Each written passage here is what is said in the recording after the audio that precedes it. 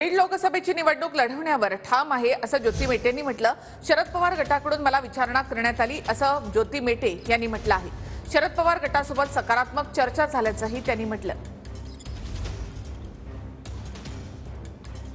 समाज मनाचा हा रेटा आणि त्याचबरोबर शिवसंग्रामने जी बैठक घेऊन भूमिका घेतली की मी बीड लोकसभा लढवण्याच्या बाबतीमध्ये निर्णय घ्यावा, त्याच्यानंतर या मुद्द्यावरती मी विचार केला आणि याच मुद्द्यावर पुढे जाण्यासाठी राष्ट्रवादी काँग्रेस शरद पवार गट यांच्याकडनं विचारणा झालेली असल्यामुळे आम्ही त्या बाबतीमध्ये चर्चेच्या बाबतीमध्ये पुढे गेलो।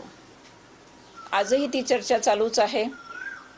चर्चा अतिशय सकारात्मक होते आहे, परंतु आज मला आपणा सगळ्यांपुढे ही भूमिका अतिशय ठामपणे सांगायची आहे की शिवसंग्राम आणि शिवसंग्रामच्या सर्व पदाधिकारी यांच्यासोबतच सर्वसामान्य जनतेच्या